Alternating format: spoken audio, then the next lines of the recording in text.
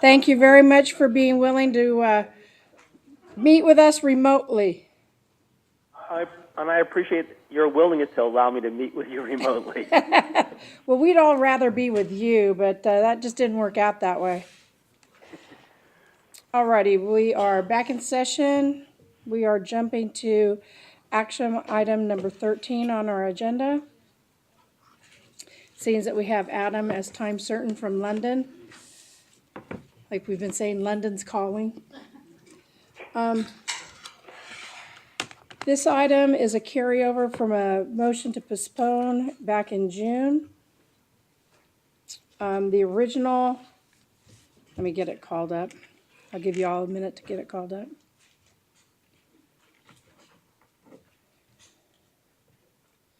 The original recommendation from the Compensation Committee was a motion to adopt the proposed pay comparator group consisting of leading institutional investors and to adopt a market position targeted at the 25th percentile of the proposed peer group for development of pay structure and salary ranges. And then we had language about how to bring that so that salaries would really reach range minimums over a 2 or 3 year period. So that recommendation is still what is on the table and being brought forth from the Compensation Committee. In our conversations since that motion was first brought before the board, there have been requests for additional information and more information has been provided to the board. So I'm going to turn this over to Cassandra to let her go through the history of the project, or at least at this item, and kind of progress us where we've gone and what has brought us to this point. So Cassandra, I'll turn that over to you. Okay, great, thank you. In February, the process in November, actually, and in February, we had Adam Barnett from McLaughlin present to the board a recommendation to adopt a new comparator group of leading institutional investors. At that meeting, there was a request to come back with additional information, and the additional information was to add some additional public funds to the group. So we added additional public funds to the comparator group, and we also added TIA, CREF, which had been discussed as a probable comparator or likely competitor for talent. In April, that new comparator group was brought to the board with the recommendation to target, for marketing position, target the low quartile of the pay group with the intention of eventually transitioning into a median quartile group. That was the recommendation from the committee to the full board in April, and in April, the full board requested that it be pulled and postponed till June when we would have the adequate number of attendants to make a decision on the item, and that has now been carried over until till the July meeting. At the June meeting, however, additional information was requested, and that's why I wanted to make sure that everybody understood the additional material in the write-up. There was a request that we look at the data broken down by the different types of institutions being considered, separating the leading public funds, the leading institutional managers, endowments, and then private sectors.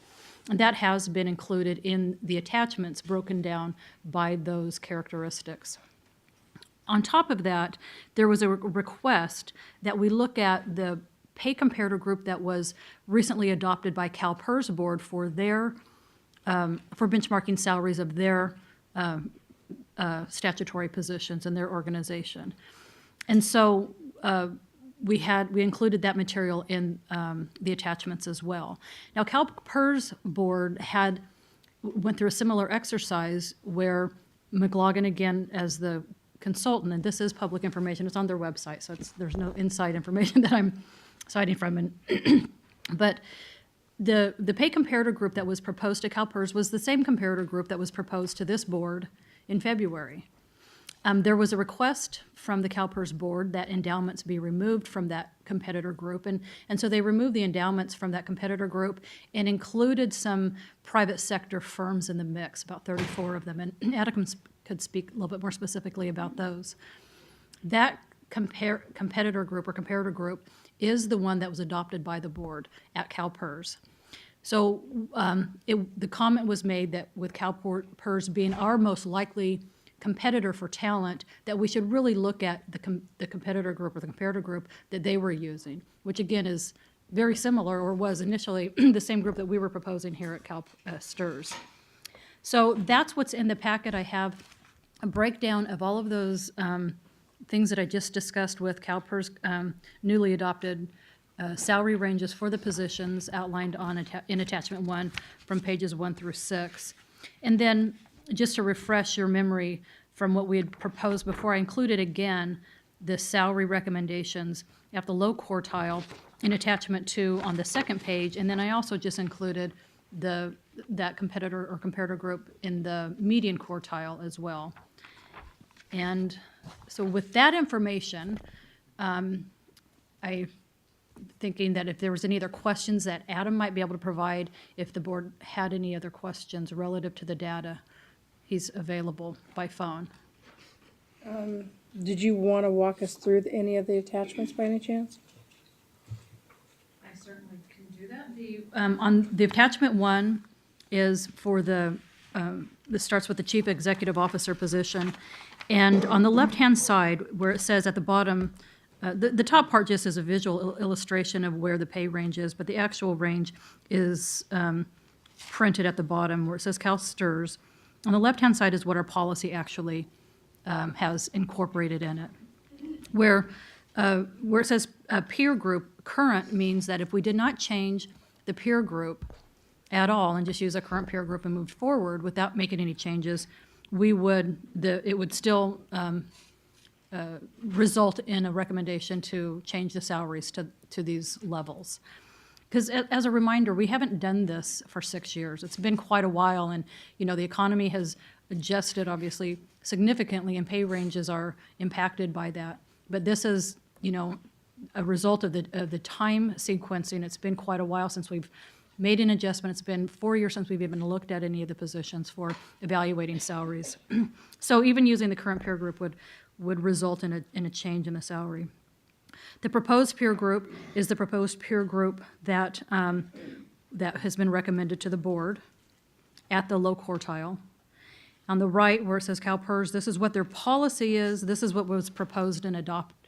Oh, I'm sorry. On the CEO, they did not make a change, but the proposed would have been what they would have, what the salary would have been if they were evaluating the CEO salary within this peer group. And then on the right-hand side is the competitive market broken out by the different types of institutions. And so we've done that with all of the salaries. If you turn over to all the positions, if you turn to the chief investment officer, on the left is, the bottom left is what we currently have in the policy, what our current peer group would result in if we didn't make a change, what the proposed peer group is in the low quartile, what CalPERS policy is, and what the recommendation is based on the comparator group, which that did not result in a change to their CIO position. The market comparator indicated that they were paying their CIO according to what the market demands for the position. And on the right-hand side is just it's the same information for that position broken down by the institutions. Any questions so far? We have the investment directors. Same thing, we have what our policy is, what the current peer group would result in, what the proposed peer group is at the low quartile. And CalPERS, and then it broken out by the types of institutions. On page 4, the difference between in the portfolio manager classifications, CalPERS has a different structure. They've adopted a new classification, which is a junior portfolio, and then they have senior portfolio managers. And that makes what that results in, obviously, is a lower pay range for those junior portfolio managers and a higher pay range for the senior. Our portfolio management staff do the full range of functions, from the lower up through the higher ends within one classification. We have not broken out those competencies between two classifications. So the result means that they combined the salaries into one broader salary range. It was higher at the low end and lower at the high end when they did that. So that's why it's off a little bit, because we only have one classification performing all of those functions. And Part of our incentive and what we're going to be taking a look at our work right, plan. right. exactly. And then we have a head of investment operations is on page 5. What our current policy is, peer group benchmark against what CalPERS is. Now, this one is a little bit different as well because CalPERS uses a senior portfolio manager position for that function in their organization. What McLaughlin provided and what I requested is what the salary would demand for those actual duties based on the benchmark, and that brought that salary range down a little bit. Because we have a position identified for that. It's carved out specifically. And then the last page is just what their comparator group is. It's the funds, they should look familiar because this is what we've looked at before, minus the endowments.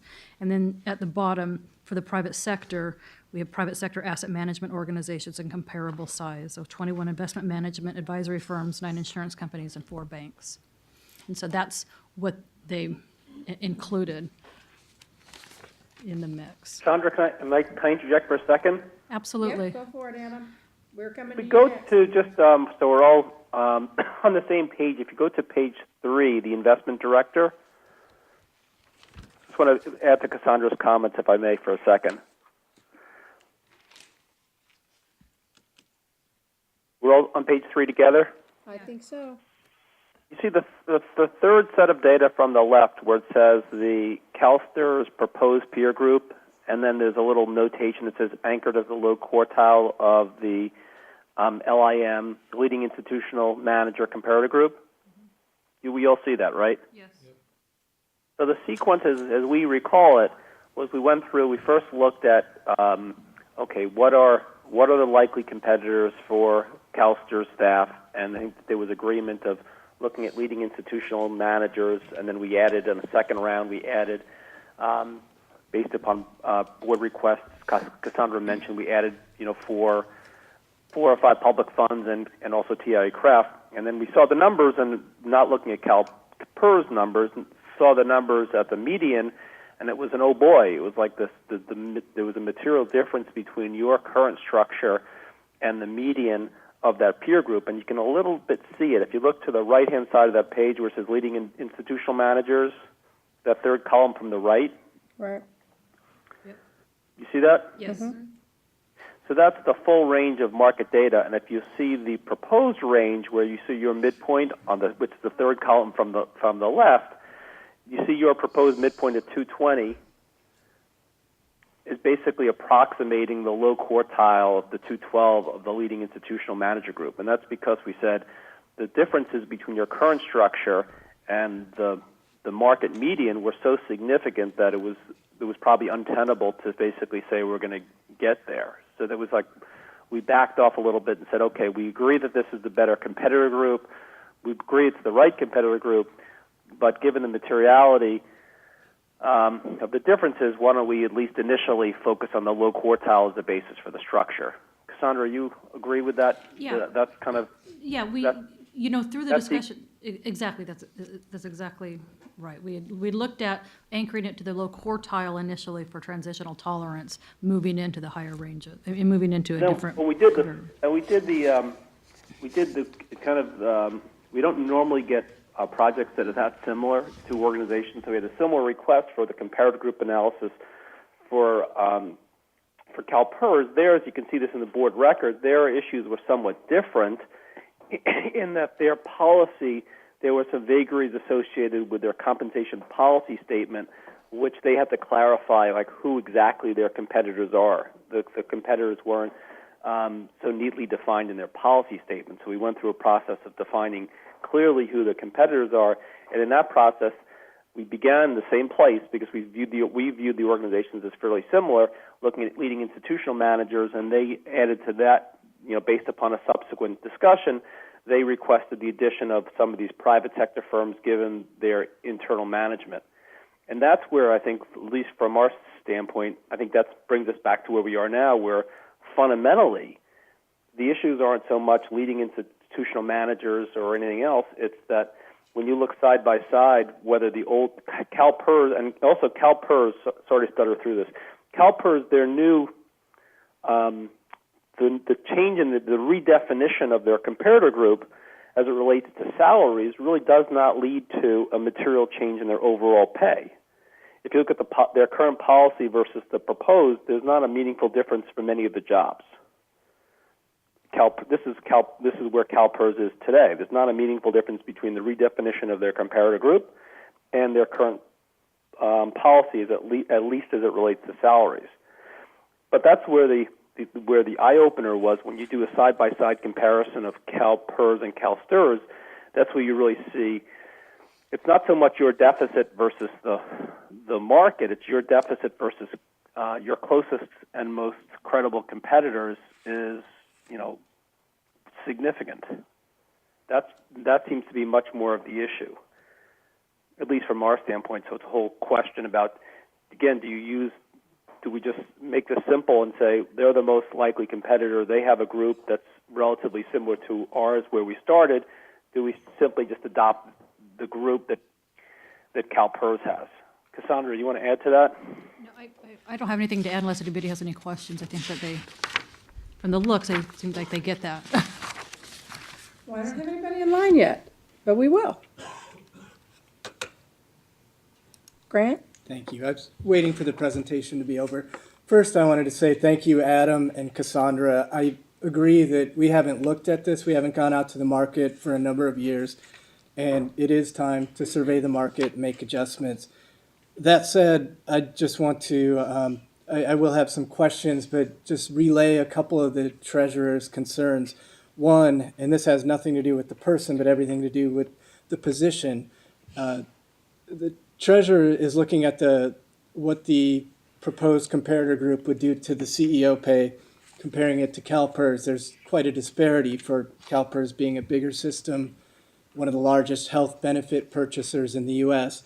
And so he's not quite sure what that, what explains that difference. And I guess my question for Mr. Barnett would be, as we look at the other firms in our comparator group, is there something different about the CEO role of some of those groups in terms of their role with investments that, what explains why we went from our current peer group to when we looked at the new comparator group, the CEO pay went high. And then I think that there's a note. Yeah. There's a note on that page, what would have been proposed had CalPERS included the CEO in their salary analysis. So CalPERS, based upon the personnel changes that that have occurred at CalPERS in their investment office, they were on an accelerated timing to address their investment office. So that, and I believe you were at those discussions, which is to say that they agreed to come to conclusion about the peer group of the investment office.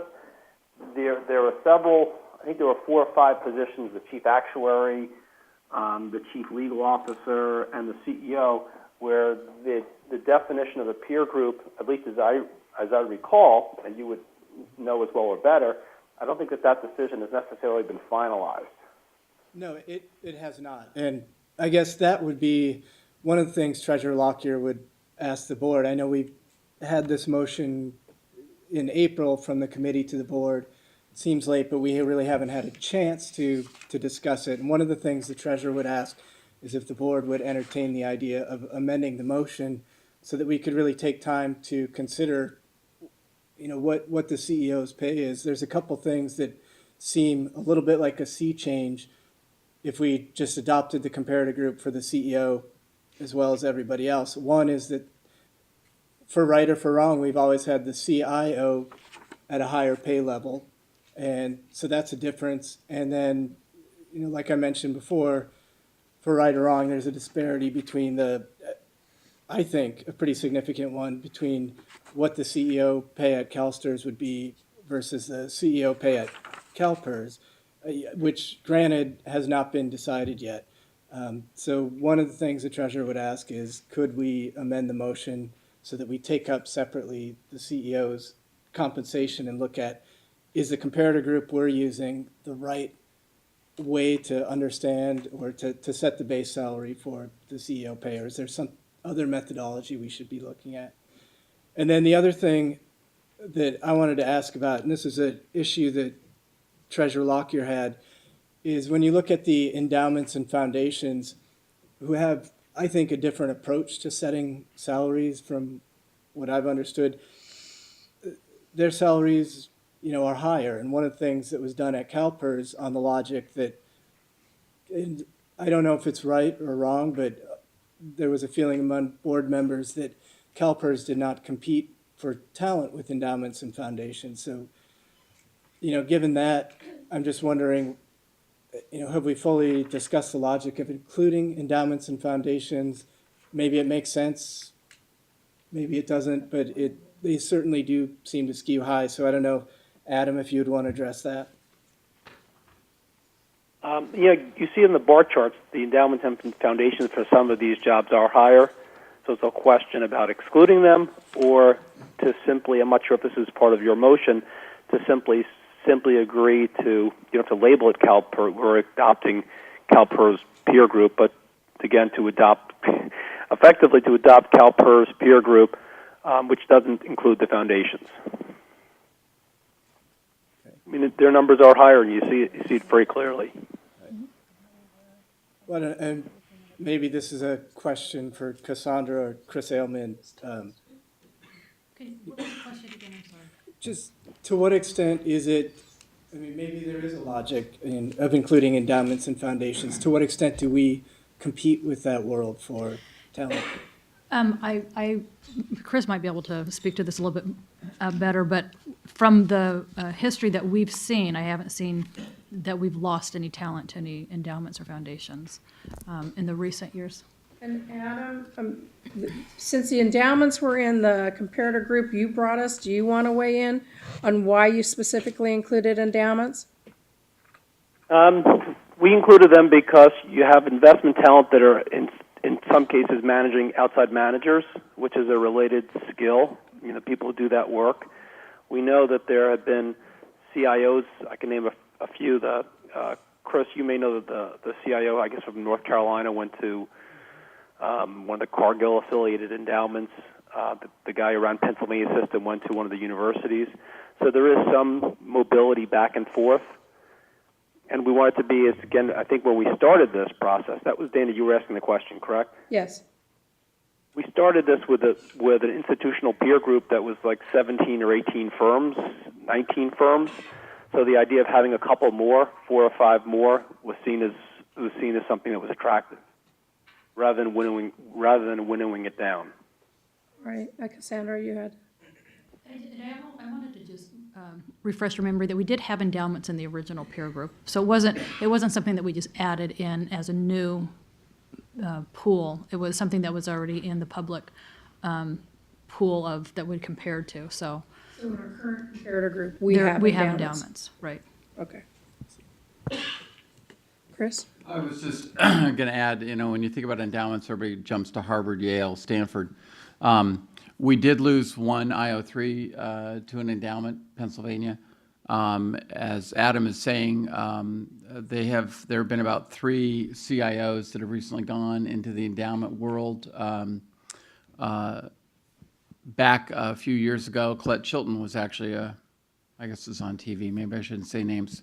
Anyway, a person that ran for the CIO job here actually ended up going to an endowment. So it's happening. It's not a lot.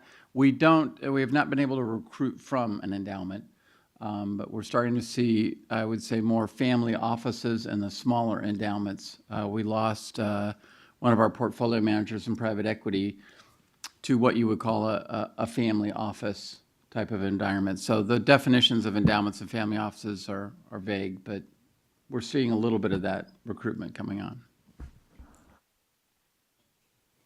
Grant, did you have any follow-up then? No, not for now.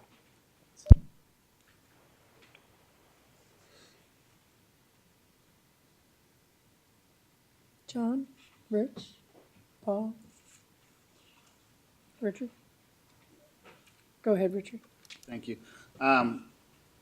So just a point of clarification, this data set, like the data set before, it only includes actual salaries and not other benefits like pension benefits or healthcare benefits and retiree healthcare. Is that correct? Right.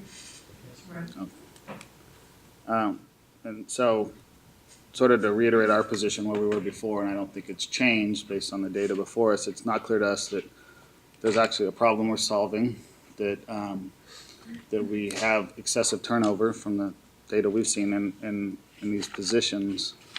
And, you know, for the reasons previously stated and sort of reiterated now, you know, we're not in a position to support this request. So, Chris, in light of Richard's comments, where did he go? There he is. Within this last year, we have lost 3 people to PERS. Maybe that's not necessarily the right way to put it. I respect Richard's point of view. It all depends on your perspective. For us, as we've shown you, 10% is a very high turnover rate given our average over the last decade. I know that's not, I would argue the investment offices are a bit different than the rest of the state, but the state hears that about everybody. Everybody thinks they're different. We've lost some positions to CalPERS. The investment officer 1, 2, and 3 can easily go back and forth. You see that once you get to the what we call the SB 269 positions, their pay is much higher than ours. You know, I make what their directors make, their their asset class directors make, and on down the line. And then our turnover, as we talked about in the retirement board or the investment committee yesterday, our turnover 2 years ago spiked. It was very much competing firms, money managers, private firms taking our people. This year we saw a much larger increase in peers recruiting and taking our people. So, Richard, let me come back to you.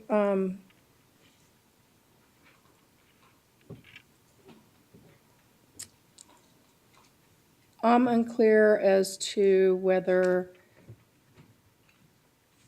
you don't see a need to move from our current policy and current peer group, or you're not supportive of the proposed peer group from the compensation committee. It's the form, we don't see an overall need to move from the current period. So you would say stay with the current peer group, but there's also movement in the current peer group in the pay ranges. Did you want to speak to that at all? Would it require a board decision to allow that movement to happen on the natural, or is the comparator group, and as changes happen on the natural, that group is sort of indexed to those changes? I think that we have to move the salary ranges. So there still has so we still are looking at making a decision. So our decision points are comparator group to change it or not. And within the comparator group we choose, the market range that we have, correct? The market target that we have, including the current peer group. Yeah, we have pay rules around moving employees. It's just the overall salary structure you set based on the comparator group. So We're not talking about anybody's individual salary right now, but conforming to the policy. So that's what we'd be bringing back on the August 1st meeting, would be the salary ranges incorporated into the policy for adoption. Dana? Yes, Adam? I think, and where the rubber hits the road is just the very clear and stark acknowledgement that maybe this comparator issue helped to raise about how your pay rates significantly lag CalPERS when you do side-by-side comparisons. And it's a whole question about, is that sustainable, is that appropriate, given the similarity of the organizations? And again, it's probably the group that we had worked on before, the institutional group, is probably, from a policy perspective, it approximates where CalPERS was. When we looked at that again, the materiality of the differences caused us to back off and look to the low quartile rather than the median. But again, when you see the stark comparison side by side of CalSTRS versus CalPERS, you kind of scratch your head. I think that to us is really where it is. I know makes sense to just have a very, very similar comparator group. Alrighty. I don't have anyone in line. There we go. Rich, you're up.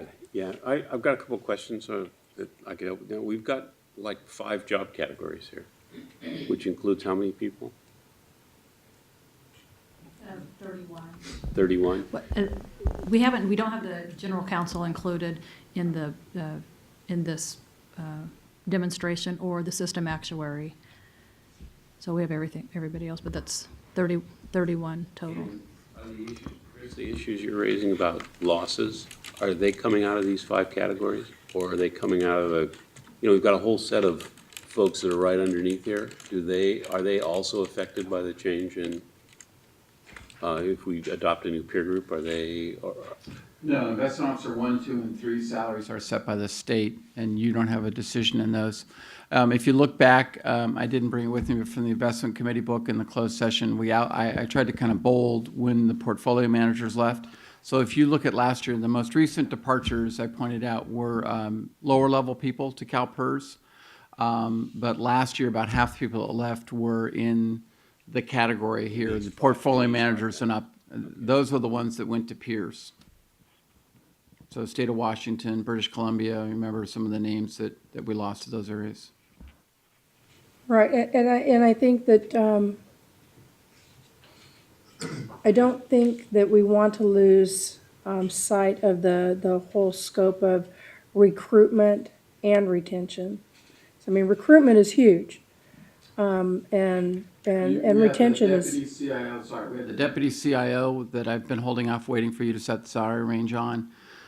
Director of fixed income potentially, director of global equity, and then 3 to 4 portfolio manager positions. So we would, once you set the salary ranges, we would then begin to recruit for those.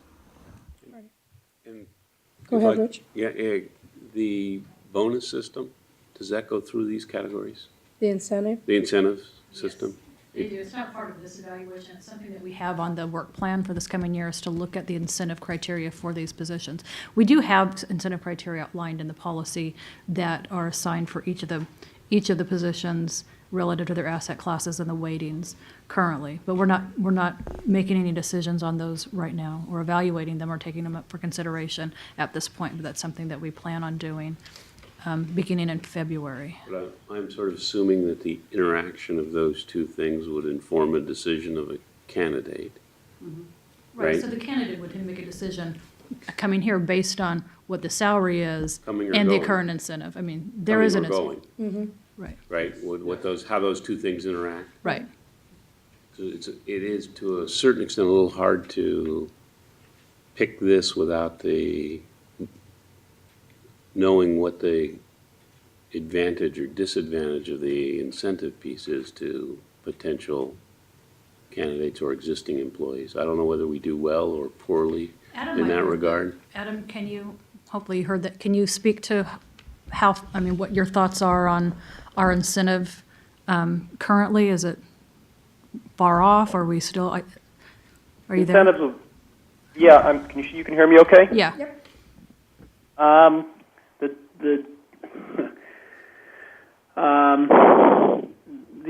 The incentives would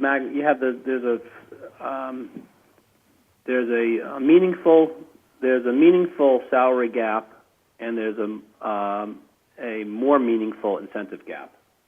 So the incentives are there's a gap for salary, call it X, and then there's a gap to incentives. Please don't quote us on this. Maybe 2X difference versus market.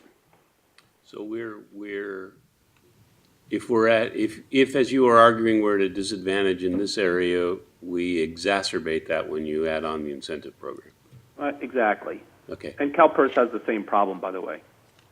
Their salary gap was modest. Their incentive gap is more significant. I think that's kind of why there were 2 bites at the apple rather than one, because it's a big issue to address. Rich, do you have any follow-up? Not yet. I'm still turning this one over. Let me just say sort of generically, I disagree with Richard, I guess, on the notion that we may not have had a major exodus yet, but the world has changed substantially since the last time we did this. In the last few years, it's real clear that we benefited from the fact that this whole market was constricted. And it is now clearly opening up. And that leaves us vulnerable in a way that's not good for us, in my mind. And that there needs to be some acknowledgement of that so that we can remain in a competitive position. That being said, there are pieces that alarm me, I think, but these are kind of my feelings about the world of salaries in general, which exists more strongly in the financial community than it does, for example, in the rest of state service, which is the gap between the lower paid people and the higher paid people is substantial, which parallels the private universe, right? Where those who head corporations paid phenomenally more than those who run things every day, which is a gap that doesn't exist in the rest of state service. In fact, if anything, we're running into problems that are precisely the opposite of that, where we have raised rank and file salaries and not raised management, so that the gap is diminished in a way that has created in some areas a disincentive for people to move into management positions, in at least a few areas. So I think we've got an issue to solve here. The hard thing to do is to pick the right place to come down on that, which is, I think, the question that Grant's raising. And I think there is some merit to looking at PERS, which is, although I hate to sort of tag along with them, just because I sort of hate to tag along with them, but that there is a certain logic to them in that I think clearly the most likely movement of our people would be back and forth between PERS and STRS. The most likely, not the only option.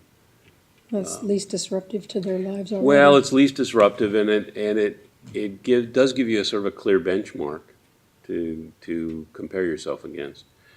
That being said, there's also a piece of me that likes a more rounded notion of what we're doing than just sort of looking over there. So I'm a little stuck here. I've got to work this through. Somebody needs to enlighten me with some really good conversation here. And for some odd reason, we don't have people weighing in on this like we've had in the past. So, Chris, I'm going to let you go, and then Grant, I'm coming to you. It may not be enlightened conversation, Richard, but just from my perspective, I'm indifferent with either of the comparator groups. I would agree with Cassandra and with Adam. I think it's time we need to refresh our comparator group. We've had it for a long time.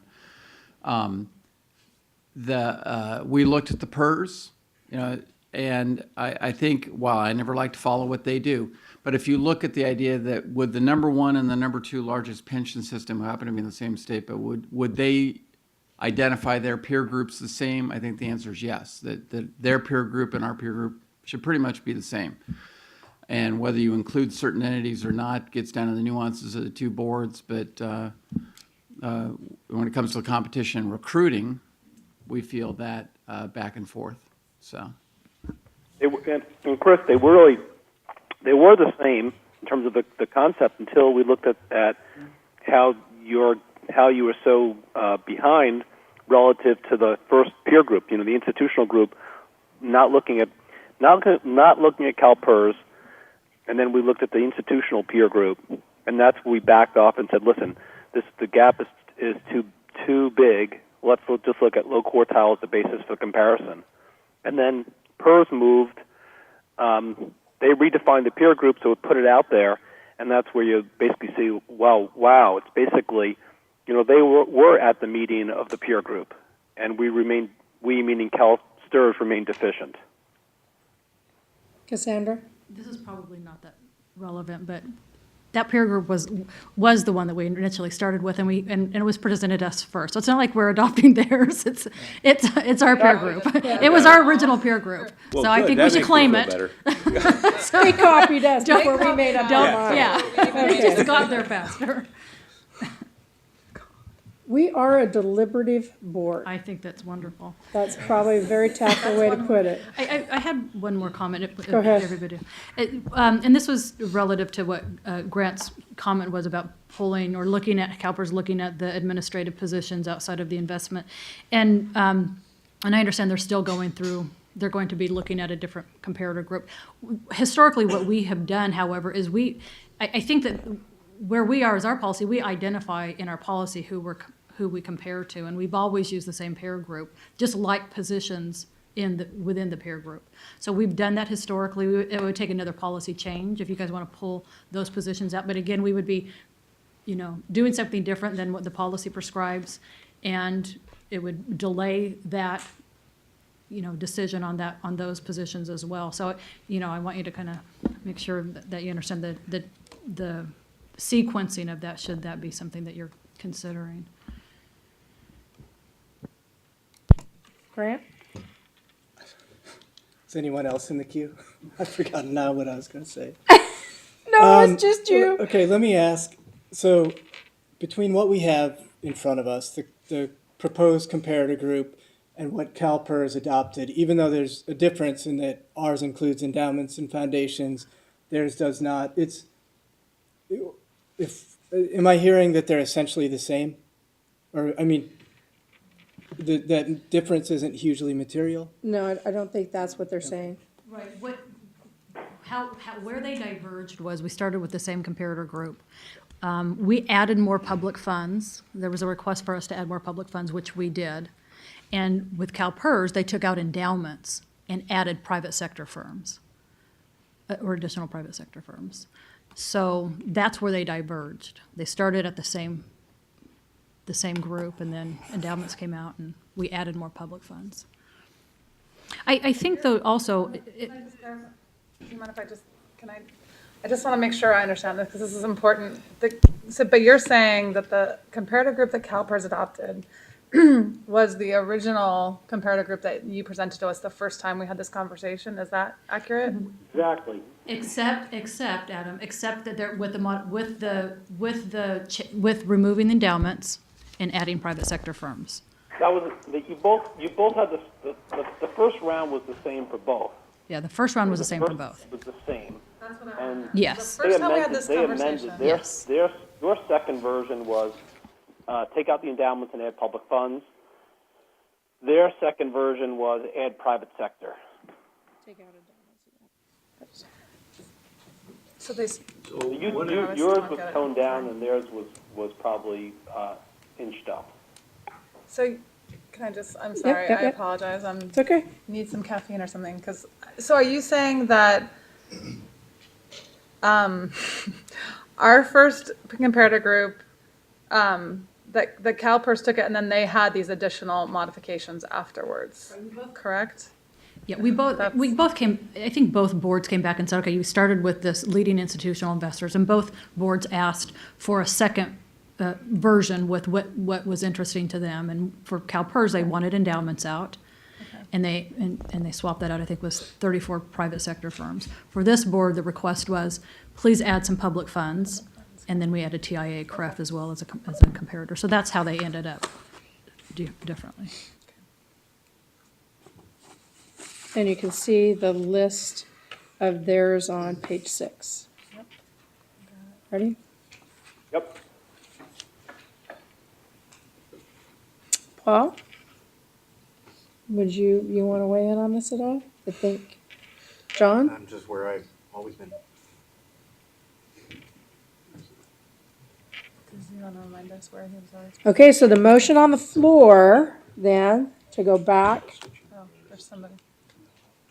I'll go ahead and reiterate the motion if I can get back to my.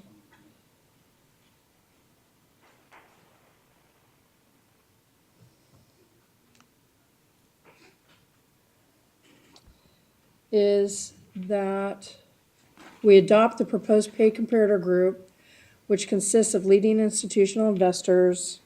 It also included the endowments, TIAA, because we added more public funds to it. That was the recommendation that came forward in April from the compensation committee. And then we also were to adopt a market position targeted at the 25th percentile of that proposed peer group for the development of pay structure and salary ranges. That is on the table. Grant? So I would like to amend that motion to. Substitute motion, maybe? Substitute motion, thank you. To adopt the proposed comparator group, but have staff and consultant come back in terms of methodology for setting CEO salary. Okay, I want to make sure that we're going to be clear on the motion. So what I hear you proposing is that we adopt the proposed pay comparator group that would be the leading institutional investors, endowments, and the additional public funds Right, for all investment staff. for all the investment staff. Do you want to take a stab at the target market position? Wondering if we should do those separately. Okay. Yeah, that might be helpful. Now, Cassandra, that was something that you and I had talked about, the target position, if maybe not the 25th, but moving it towards possibly the 50th? Right, if you went to the median, if you use that comparator group that's on the table, I do have an attachment 2 on page 1 where the median salary ranges are, if you target the market at the median for the investment staff. So that's the first page of attachment 2. Attachment 2. I thought it was attachment 1. No, this is attachment 2, right, Cassandra? Right. Oh, sorry. Page It's okay. 1 of the. I'm using a different version, so I don't have the T. It's okay, I had to have this TRB written, I had to have it printed out for me, so. TRB 147. Got it. That would be TRB 47, 47. right. Yes. For those of us who are playing along at home. So what are you, can you reiterate what you're saying, Dana, or what you're? Well, what the compensation committee recommended is that we adopted a market position targeted at the 25th percentile. On the 25th percentile,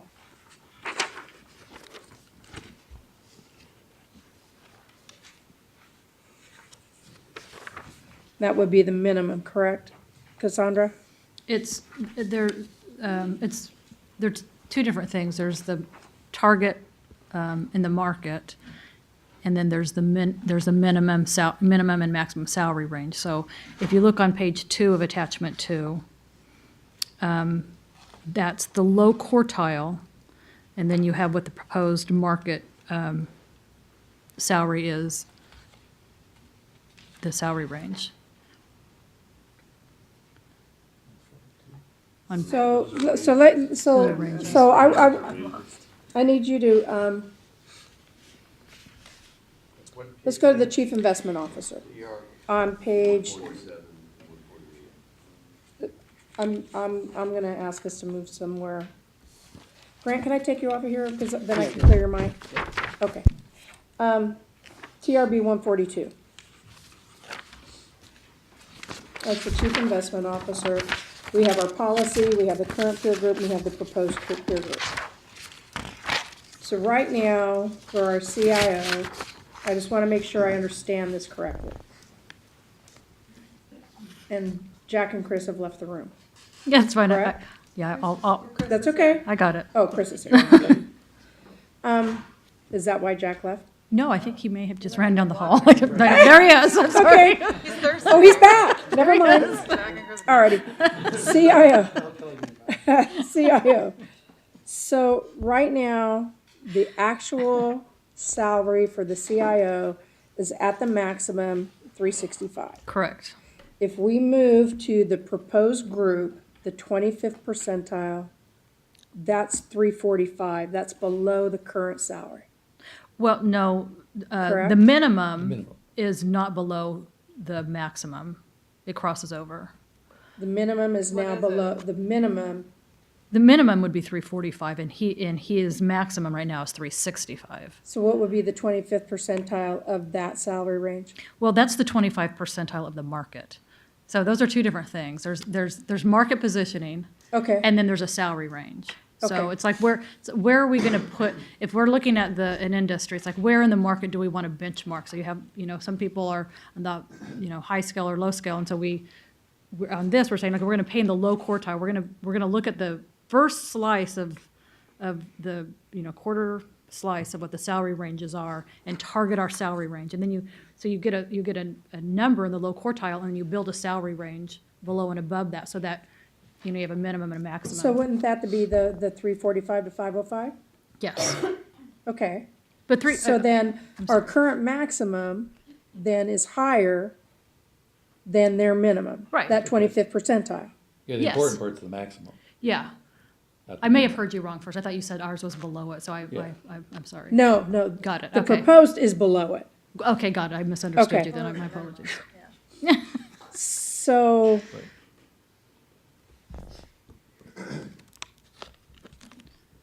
That could mean potentially that there's no movement within the salary of that position. Well, there's more, there is movement, because the salary range would go from, the minimum would go from 275 to 345. So that position is only 20,000 above the minimum, and he'd have up to 505 in movement opportunity. Opportunity. Right. Yeah, you would decide where to, Yeah. that's what we would decide. Based on where you wanted to adjust that Within that position. salary annually. range. Exactly. Okay, Based on what the policy prescribes. Exactly.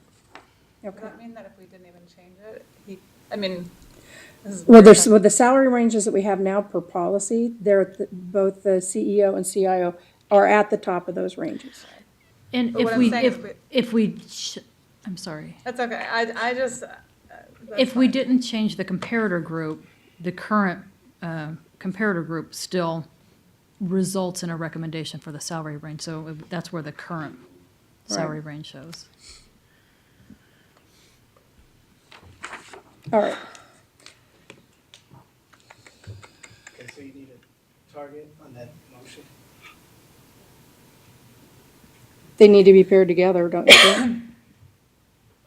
I'm not sure, to be honest with you, I'm not sure. I think it would be dependent on, I need the information, I needed information for both of those pieces at the end of the day, however we you get want to there. make there, yeah. Okay.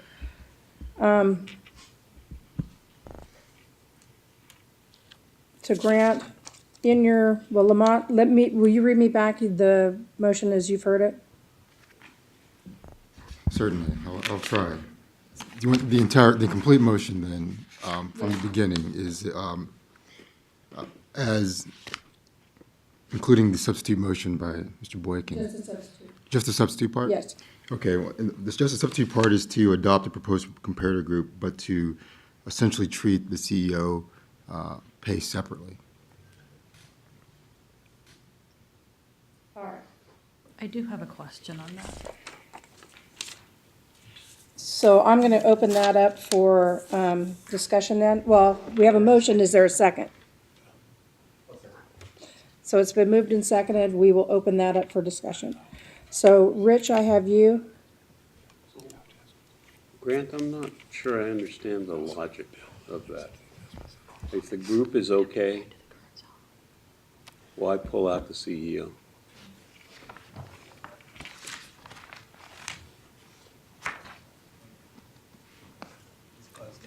There you go. The treasurer's feeling is that the group that we have, is that the CEOs in the comparator firms may have a different role than the CEO of a public fund.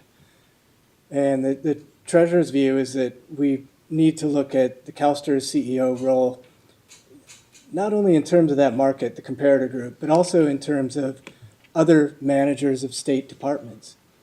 And, in light of that, the treasurer thinks, with the significant change that this comparator group would bring, we haven't had a lot of discussion about it, and he would like the board to have more discussion about what is the appropriate methodology for setting the CEO's pay. My guess is that in a lot of these organizations, smaller ones, the CEO has probably a lot more hand in day-to-day investment decisions, which we have purposely separated in CalSTRS. And so I don't know if that answers your question, but that's where the treasurer is coming from. So let me see if I can respond in a way that makes sense to me. And this goes back to the earlier question I was asking about the relationship between this and the incentive program. Right? It strikes me that salary should be related primarily to the level of responsibility for the organization overall. Where with investment officers, the incentive program deals with success in meeting your portfolio goals. And so if I'm hearing you correctly, you think in our organization, the CEO is not as directly hands-on responsible for the return on investments as might be in, say, a smaller organization where they were also had a more overt investment role. Completely, but that's what I'm saying, but also admitting that I'm a layperson and I don't understand that world, but that's the sense that I have. Right, so it may be that, kind of in my mind, it may be that the more appropriate place to make that adjustment is in terms of the incentive program. That you pay the salary for responsibility, which does not vary over the organization, right? The responsibility level remains the same whether investments are good or relatively or investments are bad relatively. The logic here is that we're not paying the chief executive for his hands-on investment acumen. We're paying him for his ability to run the organization. Then the premium in salary doesn't alarm me because he has in fact a higher level of, or she, so for the future, has a higher level of responsibility for the overall organization. But perhaps the place that we want to look at it is in terms of the incentive program. Maybe the weighting should be a little different in doing the incentives, because if we want to kind of make it a policy decision that the CEO is not as hands-on responsible for that as the chief investment officer or the portfolio managers within their areas. And then maybe that makes more sense in terms of making the adjustment rather than making the adjustment here. Now, I say this cognizant of the fact that it is a whole lot easier to put your finger on these numbers in terms of public perception than it is to put your finger on a more complicated, and that could have something to do with our thinking in this. But kind of my feeling about that is I have to say I do sort of like the hierarchical structure of salaries based on the notion of responsibility and your span of responsibility. So it sort of intuitively makes sense to me that the CEO would be paid more than a CIO if you're talking about institutional responsibility. It may be different if you're talking about investment returns, which is a different. And so I'm inclined to think if we've got the right comparator group, this is why it's so hard to know these things. I don't know what the incentive programs are in these other organizations. I don't know if they have very little in the way of incentives and therefore load up the salaries, or how they do this. So it's really hard to make, even within comparator groups, to know that you're getting apples and apples together, which I think is part of at least my uneasiness with the process. It's just really hard comparison is really hard in this arena. Cassandra? And I do have a question behind that motion, if that is what the board decides to move forward with. We would still need to know how to handle the non-investment staff, because we would still be, they would still be tied to the current peer group, which is leading, or they're still public funds and other private sector firms. We would be bringing back salary recommendations tied to that, because that's what the policy prescribes. So I guess I still wouldn't know how to handle the other positions, like the general counsel, CEO, system actuary. That's what they're tied to now. Grant? It's not a great answer, but I guess my thought was bring it back for more study to see if the current comparator group or the proposed or something new altogether is what makes sense. Okay, Grant, that's- now I'm confused. Grant, Go ahead, Yes, Adam. and- And Grant, that's essentially where, I think, where CalPERS is on the same subject, correct? Right. So what CalPERS then is doing is only doing their investment branch? Yes, so they have, just like us, they have authority to set salary for chief actuary, general counsel, CEO. But they've decided for those non-investment staff to hold off, take a deeper dive and look at what methodology makes sense to set base salaries.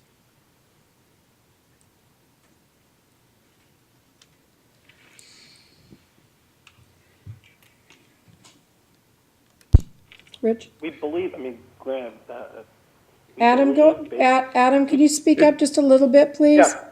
Yeah, we believe based upon the discussions that we had, that it's a topic that they want to address, they know they need to address, they haven't addressed, but it was the complexity associated with all these issues, I think that they wanted to, at least, Grant, you were at these meetings, is to get things done, which is to basically to take, one step at a time. Is that fair? He said yes. Thank you. Rich? So, although I am a little concerned the fact that our peer group, with the exception of this, our proposed peer groups are a little higher in some areas than with the exception of the CEO, than the PERS group. And it's hard for me to see much rationale for us having a higher range than PERS does. Right, our set of proposed comparator groups, which your motion doesn't deal with. You're adopting our proposed comparator groups, and I have a little more trouble with why we would be out in front of PERS throughout the ranges than I could express my concerns around this issue, but I have a little more that we should be out in front of PERS on the salary ranges is a little more concerning to me. I'm not sure I see the rationale for that. Is that a friendly amendment? Nope, because it totally changes I was your gonna say, that's substitute. not- But there can be a substitute to the substitute. Rich, you good? Well, I'm willing to swap out if you Can I- wanted to swap can- out the thing and then leave the CEO alone. I'd be there with that. You're gonna make that a formal motion? Well, we're getting a substitute to the substitute. I just want to see where that brings him. He's gonna have to weigh in on it. I'm not sure we have enough votes for anything today, to be really honest with you. Well, Take yeah, a well, quick let's see where we can, where we gander. get.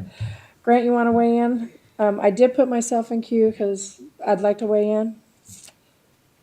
I don't think we can separate out anyone now.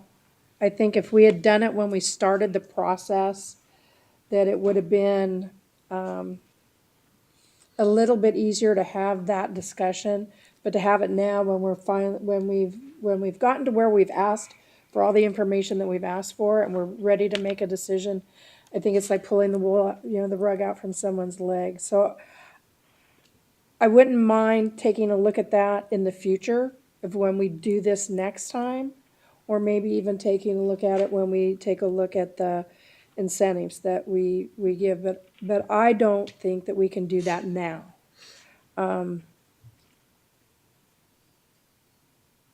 So I would not want us to take a look at the CEO and the non-investment branch personnel that we're talking about, be separated out of that. Okay, and let me just ask for clarification, Rich. Is what you're suggesting, by saying not getting out ahead of CalPERS, essentially adopting the comparator group that they have adopted?